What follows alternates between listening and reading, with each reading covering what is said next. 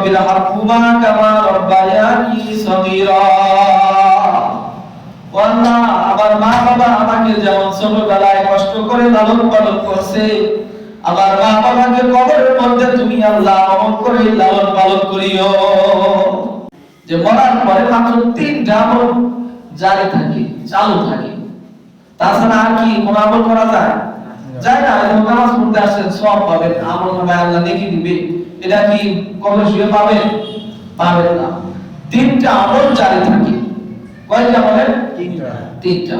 তার মধ্যে 1 নাম্বার সদকায়ে জারিয়া, ভালো কাজ করে গেছে, একটা গাছ লাগায় দিয়ে গেছে, সদকা করে গেছে, যতটুকু করে গেছেন এতটুকু আমল নামা আপনি কবরে শুয়ে শুয়ে পাবেন। 2 নাম্বার নেককার সন্তান। কি বলেন?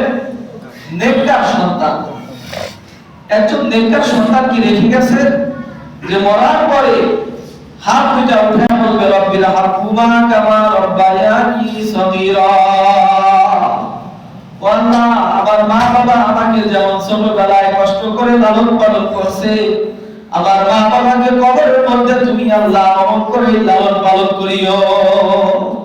এমন একজন নেককার সন্তান কি রাখছে? নাই, কোনটাই নাই, সব শূন্য।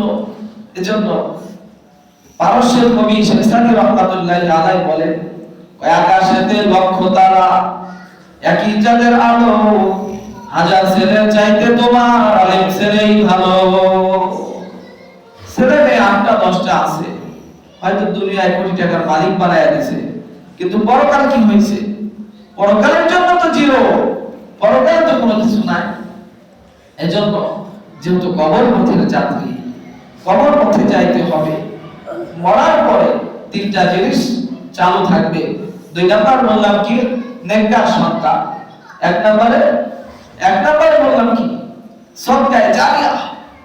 2 নাম্বার নেককার সন্তান, আর 3 নাম্বার এমন শিক্ষা নিজে অর্জন করা এবং অপরকে অর্জন করানো, যে শিক্ষায় আমি নিজে লাভবান। যদি দিন এলে আমার ভিতরে থাকতো, আজকে আমি সুদ খাইতে পারতাম না, আজকে আমি গুনাহ করতে পারতাম না। কেন?